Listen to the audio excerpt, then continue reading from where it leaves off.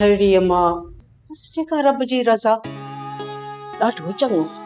कोन धर मुड़सो बस वीचारो के ज़ालिम जी नज़र में अची वियो नज़र खाई न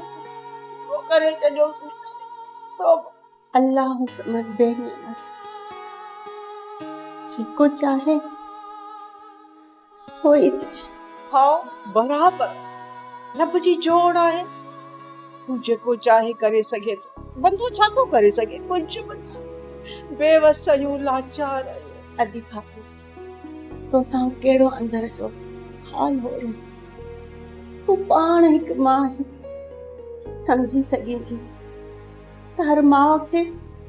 पंहिंजा बच्चा केॾा मिठा हूंदा आहिनि अहिड़ी भेण महिरू तो के छा ॿुधायां ची बचड़े जी ख़बर मिली न अयां से घोड़ा शुरू थी वई ऐं असांजे घर में त क़यामत थी वई त इहो थी छा वियो एतबार में ॻाल्हि अचे ई न पई आराम के टुकर खाधो हूंदो न को चाहे न को पाणी कुझु बि न ऐं मल्हार जे ॾुक में ओ हीयो भरियो पियो आहे का ॻाल्हि वणे ई नथी खाधो त पाए ॾियांसि किथे थो वणे बस अदी हर को हाल और हलियो तो मुठियस त आऊं न देखा सॼी ज़िंदगी जो दुख कोन विसरंदो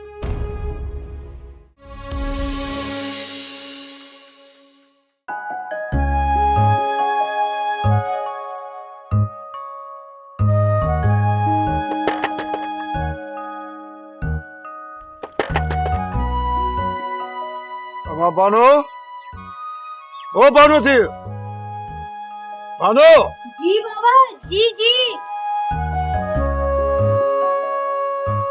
जी बाबा मां बार सवेर काम के दर पे खड़का है इसे केरा हाँ बाबा मां ॾिसी थी वठा पंहिंजो हुजे त वठी अचांसि ठीकु आहे न बाबा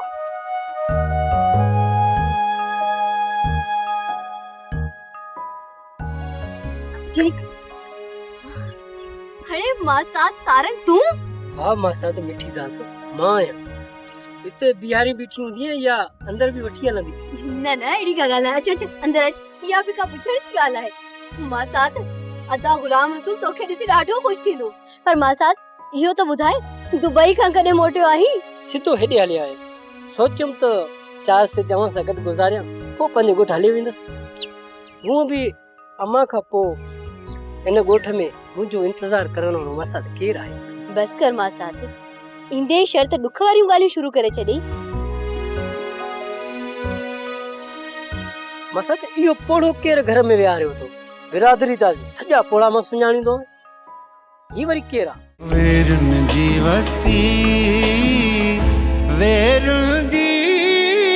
वस्ती सब्सक्राइब कयो असांजो ऑफिशियल YouTube चैनल सिन टीवी HD ड्रामा ऐं वधीक अपडेट लाइ बेल आइकन खे क्लिक करियो।